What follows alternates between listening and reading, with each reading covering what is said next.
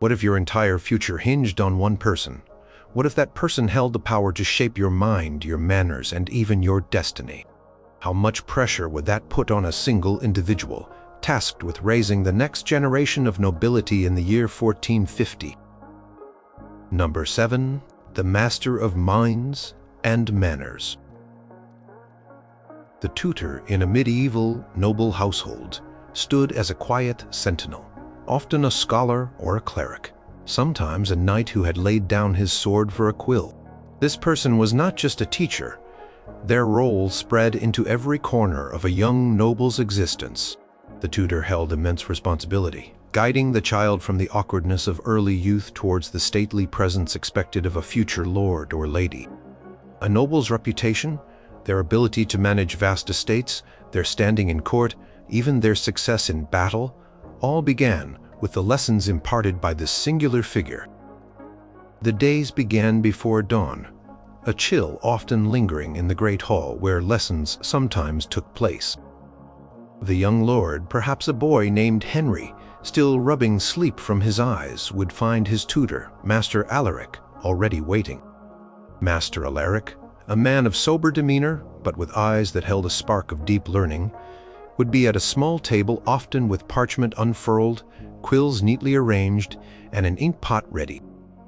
The scent of beeswax and old leather from the tutor's portable chest filled the air. Learning to read and write formed the bedrock of a noble education. It was not a swift process. First the alphabet painstakingly traced on wax tablets, then copying simple Latin phrases from a psalter, the quill scratching softly against the rough parchment.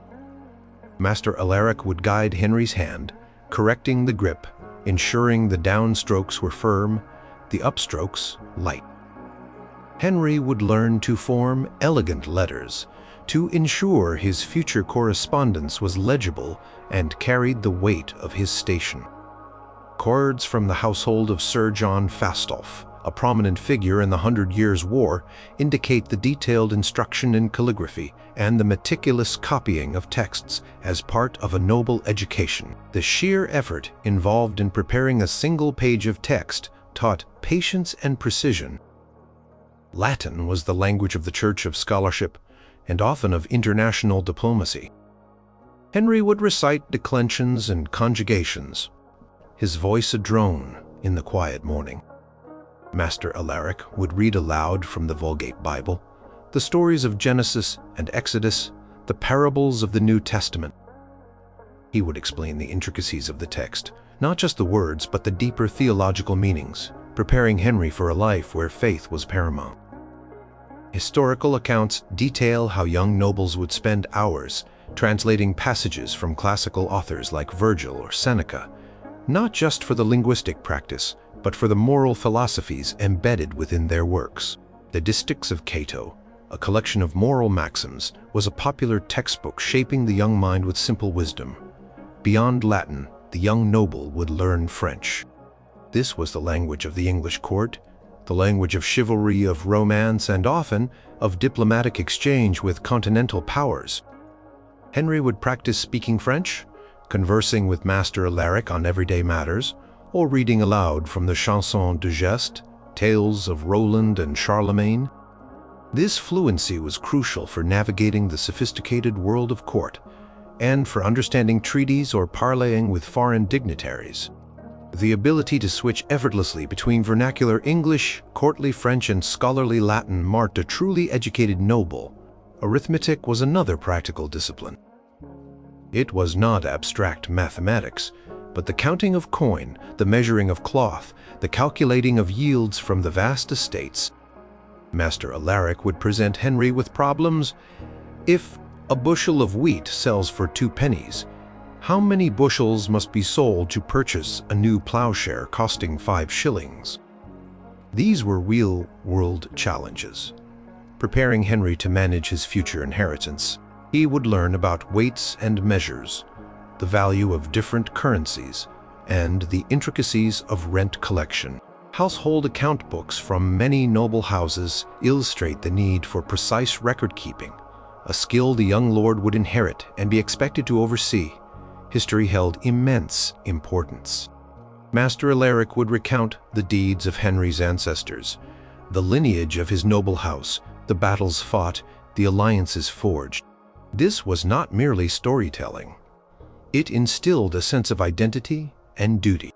Henry learned of the triumphs and failures of kings and queens, the rise and fall of empires. Chronicles like those of Froissart or the Anglo-Saxon Chronicle would be read, offering perspectives on past conflicts and political machinations. Understanding history provided a framework for understanding present-day politics and preparing for future challenges. Tutor would emphasize how past events shaped current alliances and rivalries, giving Henry a grounding in the intricate web of feudal relationships. Astronomy and a basic understanding of the stars were also part of the curriculum, especially for practical purposes. Navigating by the stars, understanding the seasons for agricultural planning, and even a rudimentary grasp of astrology, which was then seen as a legitimate field of study. Master Alaric might point out constellations on a clear night, explaining their mythical names and their uses for wayfinding. He might also explain how the positions of the planets were believed to influence events, a common belief in the medieval period.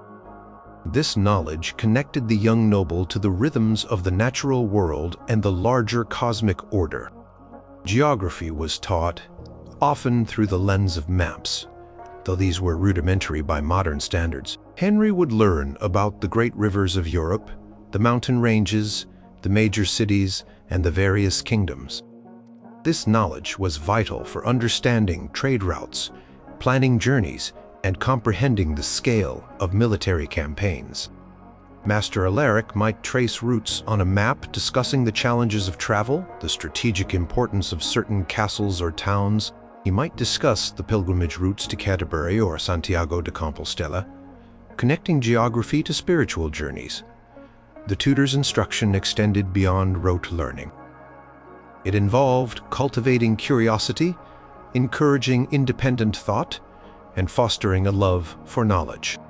Master Alaric would pose questions, encourage debate on moral dilemmas from classical texts, and patiently guide Henry through difficult concepts.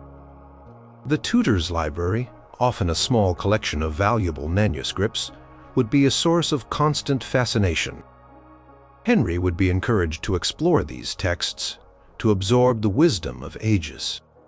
Quiet hours spent bent over a manuscript, the tutor's steady voice explaining a complex passage, laid the foundation for a lifetime of learning and leadership.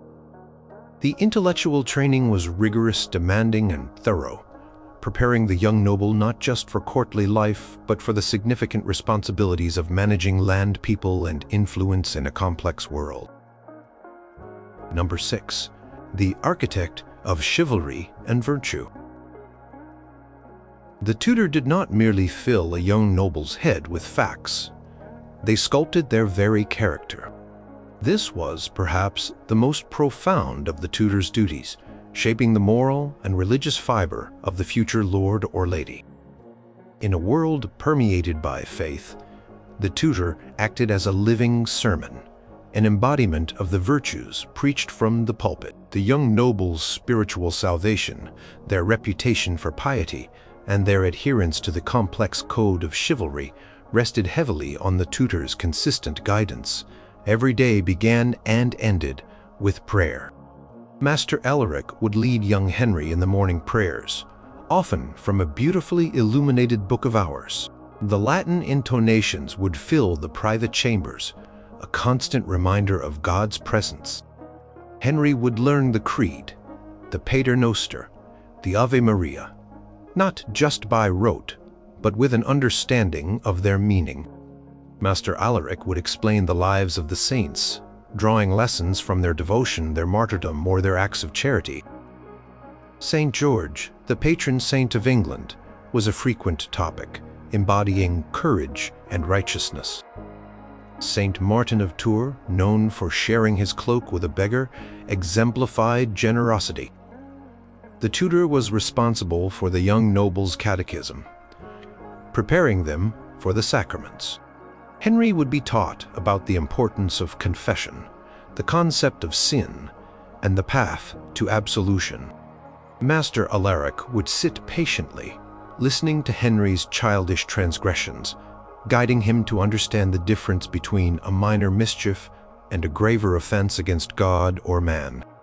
He would explain the significance of the Eucharist, preparing Henry for his first communion. The tutor often served as a confessor, or at least as a guide to the household chaplain, ensuring the child understood the gravity of their spiritual duties. Church attendance was not optional. It was a fundamental part of daily life. Master Alaric would accompany Henry to daily mass in the castle chapel. He would ensure Henry maintained proper posture, paid attention during the sermon, and understood the rituals of the mass. During important feast days, the tutor would explain the significance of the celebrations, the stories behind the saints honored that day, and the appropriate conduct for such solemn occasions. The tutor would correct any fidgeting or whispering, subtly guiding Henry to a demeanor befitting a devout noble. Code of chivalry was a living document, constantly interpreted and reinforced by the tutor. This was not a written law, but a collection of ideals: honor, loyalty, courage, justice, generosity, courtesy, and piety. Master Alaric would weave these virtues into every lesson, every interaction. When discussing a historical battle, he would not just talk strategy, but the honorable conduct of knights, their adherence to oaths. When a dispute arose among Henry's squires, Master Alaric would use it as an opportunity to discuss fairness and justice. Tales of King Arthur and his Knights of the Round Table were not merely entertainment, they were moral compasses. Master Alaric would read aloud from Le Morte d'Arthur by Sir Thomas Malory, focusing on the virtues of Sir Lancelot's prowess, Sir Galahad's purity, and the dangers of betrayal. The stories served as illustrations of noble ideals and the consequences of moral failings. Henry would learn that true courage was not just physical bravery, but also the strength to uphold an oath or to stand for what was right, even when it was difficult. Generosity, or largesse, was a particularly important virtue, for a noble Master Alaric would guide Henry in acts of charity. They might visit the local village bringing alms to the poor or comfort to the sick. Henry would learn to distribute food from the castle kitchens to those in need, to understand that wealth brought with it the responsibility to care for the less fortunate. The tutor would emphasize that true nobility was not just about birthright, but about using one's power and resources for the common good. Courtesy and proper conduct were inseparable from moral virtue. Master Alaric would meticulously correct Henry's manners, not just for social standing, but because they reflected inner character. A rude word, a hasty gesture, a lack of respect for elders or inferiors all pointed to a moral failing. Henry would learn to speak with humility, to listen patiently, and to show deference where it was due. Tutor instilled the idea that a true noble was gracious to all, regardless of their station. The tutor's example was paramount. Master Alaric lived a life of piety and virtue, demonstrating the very ideals he taught. He was temperate in his habits, respectful in his interactions, and unwavering in his faith. The constant presence of such a role model shaped the young noble more profoundly than any lecture. Henry observed Master Alaric's patience, his quiet devotion, his thoughtful counsel. This inversitig experience ensured that the lessons were not just theoretical, but became ingrained in the young noble's very being, preparing them to lead with integrity and honor in a world that often tested such principles. The moral and religious training was constant, pervasive, and fundamental, forming the very core of the young noble's identity. Number 5. The steward of social grace and courtly polish. A noble's life was lived largely in public, under the constant gaze of their peers, their inferiors, and their superiors. Tutor, therefore, acted as a rigorous coach in the intricate dance of medieval courtly life. This role extended far beyond mere pleasantries. It involved instilling a profound understanding of social hierarchy, the delicate nuances of communication, and the art of presenting oneself with dignity and charm.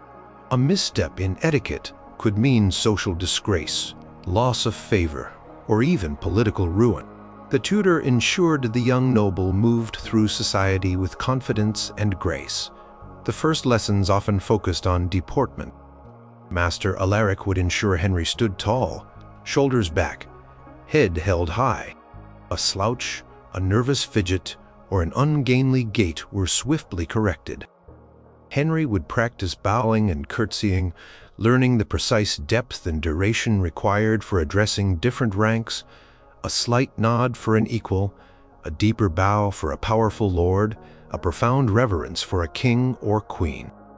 Tutor would demonstrate the correct posture, ensuring Henry's movements conveyed respect and confidence. These were not simply rules, but expressions of the social order. Dining etiquette was a critical skill.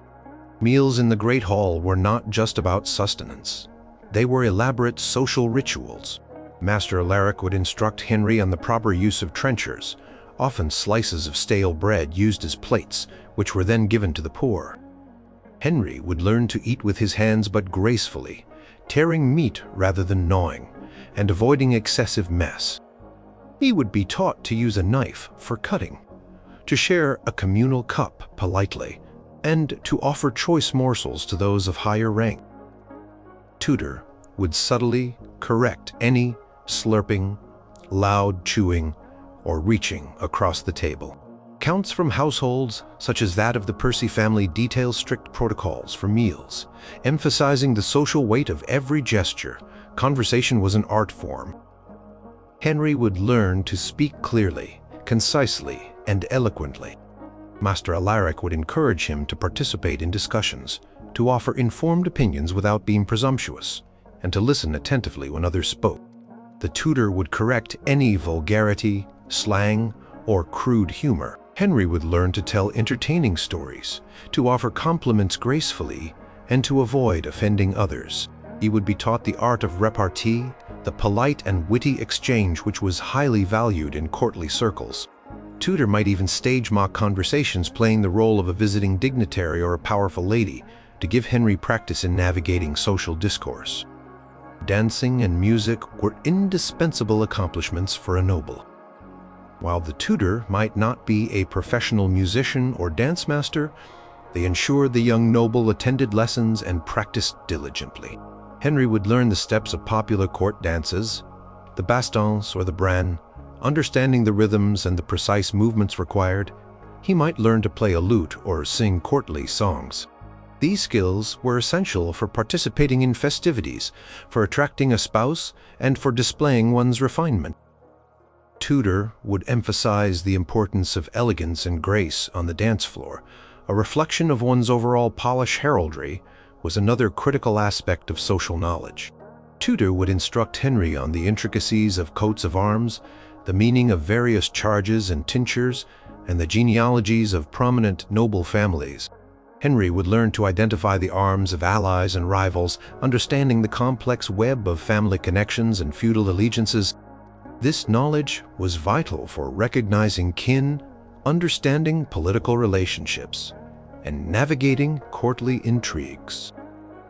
Master Alaric might draw out family trees, showing the intermarriages and alliances that defined the political landscape. Beyond specific skills, the tutor cultivated a sense of social awareness.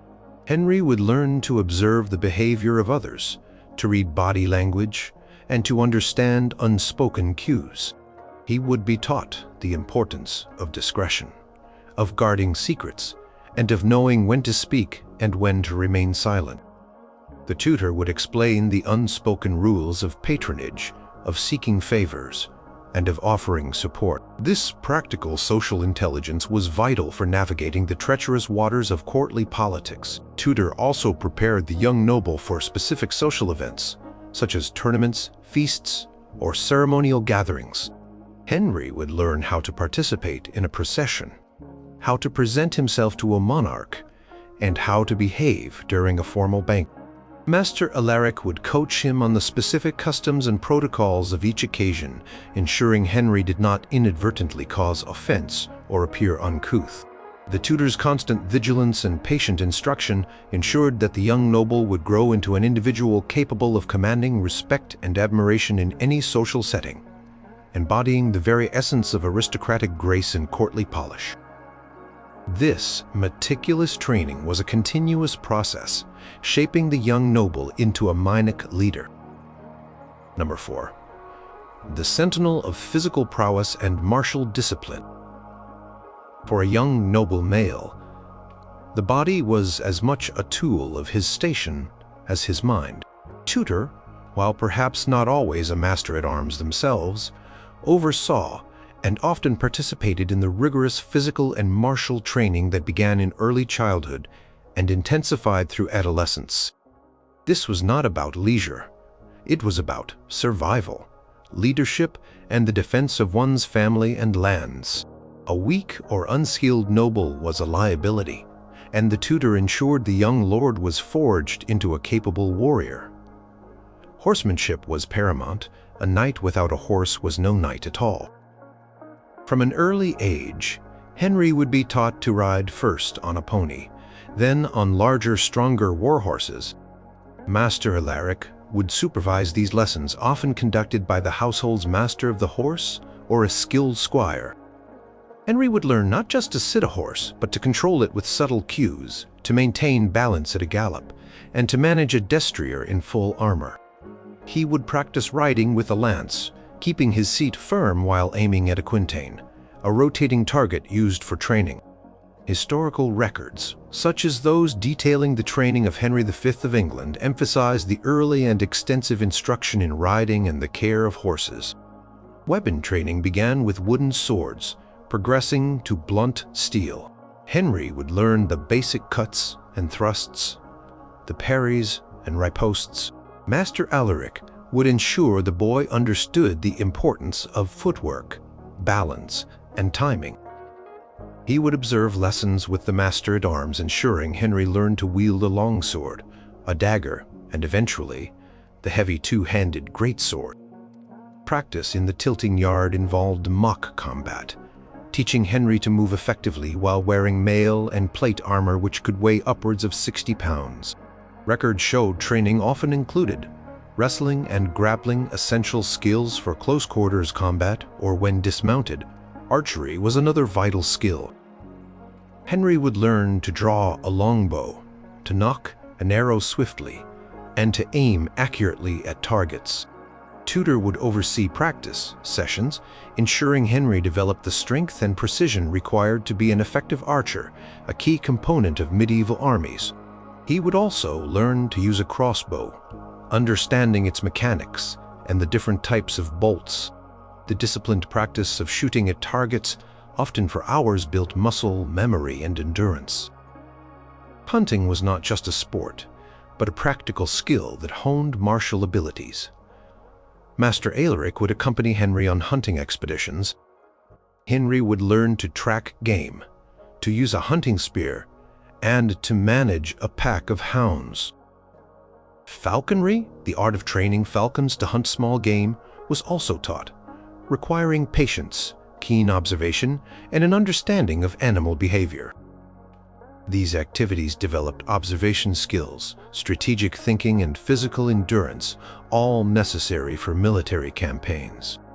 Hunting provided lessons in terrain assessment, animal behavior, and the cooperative effort required for success, directly transferable to battlefield scenarios.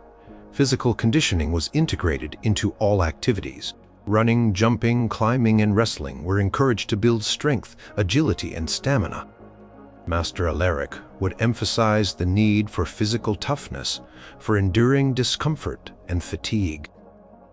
He would ensure Henry participated in vigorous exercise daily, preparing his body for the rigors of warfare and long journeys. The tutor himself might lead morning exercises, setting an example of discipline and physical readiness. Tournaments were the pinnacle of martial display and were crucial for a young noble's reputation. The tutor would ensure Henry understood the rules of the joust, the melee, and the foot combat. He would oversee Henry's preparation, from the proper fitting of his armor to the maintenance of his weapons. While the actual combat was handled by squires and knights, the tutor's role was to prepare the young lord mentally and physically for the demands of such a high-stakes event. Tutor would emphasize the importance of honor in the lists, of fighting fairly, and of accepting victory or defeat with grace. For young noblewomen, physical training was different, but still present. While they would not train with swords, they would learn horsemanship for travel and hunting, often riding side-saddle. They would learn skills like dancing, which required grace and stamina. The tutor would ensure they also engaged in physical activity appropriate for their station, preparing them for the demands of managing a household and potentially enduring arduous journeys.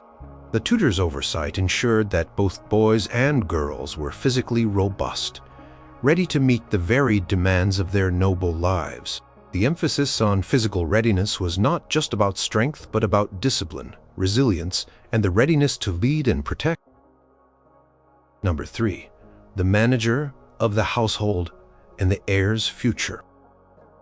Tutor often held a significant position within the noble household, extending beyond direct instruction to a supervisory and administrative role. This person frequently acted as a surrogate parent, overseeing the young noble's daily routine, managing their personal retinue, and even providing rudimentary lessons in estate management. This practical training was vital, as a noble's future success hinged on their ability to manage vast lands, numerous servants, and complex finances. The tutor's administrative foresight helped lay the groundwork for effective leadership. Master Alaric's day began by ensuring Henry's schedule was followed with precision. This meant waking Henry at the appointed hour, overseeing his morning ablutions and prayers, and ensuring he was properly dressed and presented for lessons or other duties. The tutor was responsible for the overall structure of Henry's day, balancing academic studies with physical training, social engagements, and religious observances. He would ensure that Henry moved from one activity to the next without dawdling, instilling a sense of discipline and responsibility regarding time management. Henry, as a young lord, would have his own small retinue of pages and squires even at a young age. Master Alaric often supervised these young attendants, ensuring they performed their duties diligently and respectfully. He would teach Henry how to interact with his personal staff, how to give orders clearly, and how to treat them with both authority and fairness. This was an early lesson in leadership and personnel management. Tutor would step in to mediate disputes among the young pages or to correct any inappropriate behavior, using these instances as practical lessons for Henry in resolving conflicts and maintaining order. Financial literacy, while rudimentary by modern standards, was crucial. Master Alaric would introduce Henry to the household accounts, explaining how rents were collected from tenants, how provisions were purchased, and how wages were paid. Henry might be tasked with simple accounting exercises, perhaps tracking the expenditure on fodder for the horses or the cost of new livery for the servants. The tutor would explain the importance of careful record-keeping and the dangers of waste. He would show Henry how income from specific manors contributed to the overall wealth of the family, and how different expenditures impacted the household's solvency. This direct exposure to the household's financial operations was essential for the future lord. Practical skills related to estate management were also woven into the curriculum. While Henry might not directly participate in plowing a field, Master Alaric would ensure he understood the agricultural cycle, the importance of good harvests, and the welfare of the peasantry who worked the land. They might visit the stables to inspect the horses, or walk through the castle kitchens to observe the provisioning process.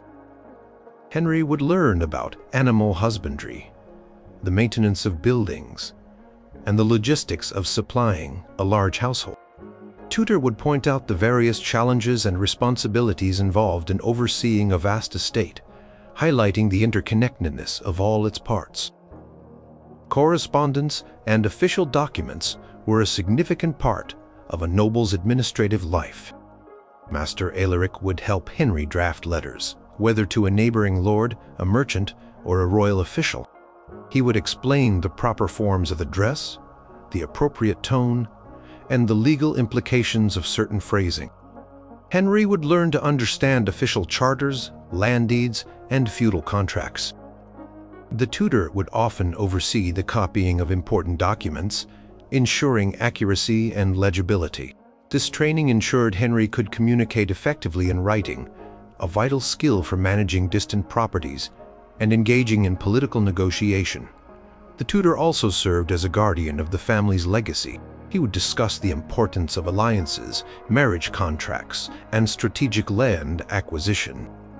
While the parents made the ultimate decisions, the tutor would prepare the young noble to understand the significance of these arrangements, often discussing potential marriage prospects and their families' backgrounds. The tutor often acted as a conduit for information and advice, subtly influencing the young noble's perspective on their future responsibilities.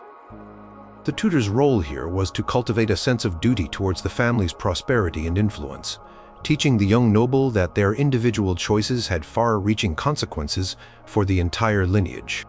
This administrative oversight and future planning were continuous, ensuring the young noble was prepared to step into the weighty shoes of their ancestors. Number 2. The silent listener and trusted confidant. Beyond the structured lessons and administrative oversight, the tutor occupied a deeply personal space in the young noble's life. This individual often became a steadfast confidant, a quiet listener, and a trusted advisor, a role that transcended the formal boundaries of instruction. In a household where parents might be distant due to responsibilities, or where children were sent away to be fostered, the tutor often filled a profound emotional void, providing stability and understanding during the tumultuous years of youth. A medieval, noble household, while grand, could be a lonely place for a child. Parents were often busy with governance, warfare, or courtly duties. Emotional expressions might be reserved. The tutor, however, was a constant, understanding presence. Young Henry might turn to Master Alaric with his fears, his anxieties about failing a lesson, or his frustrations with a difficult squire. Master Alaric would listen patiently, offering quiet words of encouragement or gentle guidance. He would acknowledge Henry's feelings without judgment, providing a safe space for the boy to express himself. This consistent emotional support fostered a bond of trust that went beyond duty. Tutor often acted as a mediator between the young noble and other household members, even the parents. If Henry had a disagreement with a sibling or a squabble with another page, Master Alaric might intervene, not just to resolve the conflict, but to teach Henry how to negotiate, how to apologize, and how to forgive. If Henry was struggling with a parental expectation, the tutor might subtly convey Henry's feelings to his parents, or help Henry understand their perspective. Records from various noble families sometimes describe the tutor as the go-between, smoothing ruffled feathers and interpreting intentions. Tutor served as a vital role model, demonstrating adult behavior, wisdom, and self-control. Henry observed Master Alaric's composure under pressure, his thoughtful responses to complex questions, and his consistent moral compass. Tutor showed how to handle setbacks with grace, how to manage anger, and how to express disappointment constructively. This constant example was often more aptly than any direct instruction, shaping Henry's developing personality and emotional intelligence. The young noble learned by observing the tutor's conduct in various situations, from formal courtly events to private moments of reflection. As the young noble matured, the tutor's advice became more significant. Master Alaric might offer counsel on personal dilemmas, on navigating the complexities of courtly relationships, or on preparing for future prospects like marriage or military service. He would provide perspective on the political intrigues swirling around the noble family, explaining the motivations of different factions and the potential consequences of various actions. This quiet counsel helped Henry make informed decisions and understand the broader implications of his choices. Tutor's wisdom was not just academic but deeply practical, rooted in an understanding of human nature and the workings of the world. The sheer amount of time spent together naturally fostered a deep companionship. From dawn until dusk, the tutor and pupil were almost inseparable. They ate together, rode together, studied together, and prayed together. This constant proximity allowed for countless informal conversations, shared jokes, and moments of quiet reflection. Master Alaric would know Henry's quirks, his strengths, and his weaknesses intimately. This deep familiarity allowed the tutor to tailor his instruction and guidance precisely to Henry's individual needs. This close bond often lasted well beyond the years of formal tutelage, with former tutors remaining lifelong advisors to the nobles they had raised. Historical accounts sometimes show retired tutors living out their days in the noble household, respected for their past service and their continuing wisdom. This enduring relationship speaks volumes about the profound and intimate nature of the tutor's role, a bond built on trust, respect, and shared experience. Number 1. The cultivator of culture and the world beyond the walls. The tutor was the young noble's primary window to the wider world, both culturally and intellectually. They were responsible for exposing their charge to the arts, to diverse ideas, and to an understanding of the broader European landscape. This role went beyond the confines of the castle walls, preparing the young noble to engage with the sophisticated cultural currents of the medieval era, and to understand their place within a larger international context. The tutor imbued a sense of refinement, curiosity, and worldliness. Master Alaric made sure Henry was exposed to the beauty of literature. Beyond the classical texts and religious works, he would introduce Henry to the rich tapestry of medieval storytelling. This included the chansons de geste, epic poems celebrating heroic deeds and chivalric ideals, like the Song of Roland. He would read aloud from the romances of Chrétien de Troyes, tales of courtly love, knightly quests, and magical adventures, fostering a love for narrative and for the ideals of chivalry. Henry would hear the poems of Chaucer or the works of Dante, perhaps in translation, depending on the tutor's own linguistic prowess. This exposure cultivated not just literary appreciation, but an understanding of the values and aesthetics of their time. Music was an integral part of noble life, from the sacred chants of the chapel to the secular songs sung by minstrels in the great hall. While specialized instructors might teach an instrument, Master Alaric would ensure Henry developed an appreciation for different forms of music. He would explain the structure of a plain chant, the narrative of a ballad, or the complexities of polyphony. Henry would learn to discern quality and understand the emotional impact of music, a vital skill for participating in courtly entertainments and religious ceremonies. Tutor might discuss the various types of musical instruments, from lutes to harps to shawms, and their roles in different social settings. Art and architecture were constant visual lessons within the castle itself. Master Alaric would draw Henry's attention to the stained glass windows of the chapel, explaining the biblical stories depicted within. He would discuss the craftsmanship of the tapestries adorning the great hall or the intricate carvings on the wooden furniture. Henry would learn to appreciate the aesthetics of the Gothic style, the symbolism embedded in religious iconography, and the artistic techniques of illuminated manuscripts. Tutor might explain the purpose of different architectural features, from the defensive capabilities of the castle's walls to the grandeur of its ceremonial spaces. This cultural immersion trained Henry's eye to beauty and his mind to symbolism. Tutor also broadened the young noble's horizons through discussions of different cultures and regions. While extensive travel might not be possible for a young child, Master Alaric would recount tales of crusades, pilgrimages, and trade routes that stretched across Europe and beyond. He would describe the customs of people in France, Italy, or the Holy Land, discussing their distinct traditions, governance, and religious practices. This knowledge was essential for understanding international politics, potential alliances, and the wider world beyond their own borders. Henry would learn about the great universities of Oxford, Paris, or Bologna, understanding centers of learning and theological debate. Through personal anecdotes and the reading of travelogues or diplomatic letters, the tutor provided glimpses into the workings of foreign courts and the lives of distant rulers. Henry would learn about the varying styles of leadership, the different legal systems, and the economic strengths of other kingdoms. This cultivation of a global perspective, though limited by medieval knowledge, was crucial for a future lord who might one day engage in diplomacy, warfare, or trade on an international scale. The tutor's narratives brought these distant lands closer, making them real and relevant to Henry's own future. Tutor also fostered intellectual curiosity, moving beyond the prescribed curriculum. Master Alaric might introduce Henry to philosophical debates of the day or to rudimentary scientific concepts, such as the workings of a clock or the principles of a siege engine. He would encourage Henry to ask questions to seek deeper understanding and to engage critically with new ideas.